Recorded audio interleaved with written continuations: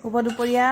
আজি দুপৰীয়া কোনে কি বনাইছে জনাব দেই। মই এয়া মাংস বনাইছোঁ, ব্ৰইলাৰেই বনাইছোঁ, কিন্তু মোৰ আজি সময় কম কাৰণে মই 5 মিনিটৰ ভিতৰত ব্ৰইলাৰ মাংস বনাইছোঁ। আৰু এটা বস্তু বনাইছোঁ, আপোনালোকৰ লগত শ্বেয়াৰ কৰি আছোঁ, চাই থাকক।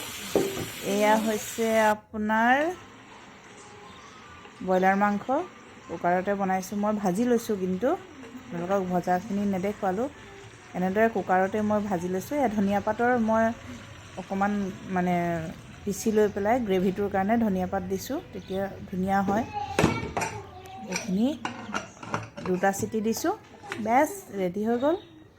এতিয়া এয়া মই পাঠা ছাগলীৰ মেটে অনাইছিলোঁ, মেটে চচ্চড়ি কৰিম। মছলাখিনি দি ধুনীয়াকৈ সানি ল'লোঁ। খাবলৈ কিন্তু বিৰাট সোৱাদ হয়, মাংস দৰকাৰ নহয় এইটো থাকিলে। এয়া পিঁয়াজখিনি তেলত ভাজি ল'ম। তাৰপিছতে মেটেখিনি ধুনীয়াকৈ সানি কুটি থৈ দিছিলোঁ, মছলা চছলা চব একেলগে সানি দিয়া আছে ইয়াতে। এইখিনি চব এতিয়া পিঁয়াজখিনি ভজা হোৱাৰ পিছত দি দিম তেলত, ভাজি ল'ম। ভাজি লৈ গৰম মছলাৰ পেষ্ট অকণমান আধা ভঙাকৈ মই গৰম মছলা বনাই লৈছোঁ, এয়া দি দিছোঁ।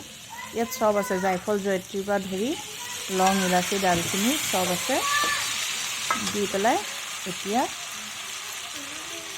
ইয়াত পানী নাই দিয়া, শুকানকৈ বনাইছোঁ। ৰেডি হৈ গ'ল মোৰ এইফালেও এইটো। আৰু এতিয়া মোৰ ভাতৰ থালিখন এয়া ৰেডি হৈ গ'ল। মেটে চচ্চড়ি, মাংস আৰু চালাড, ভাত।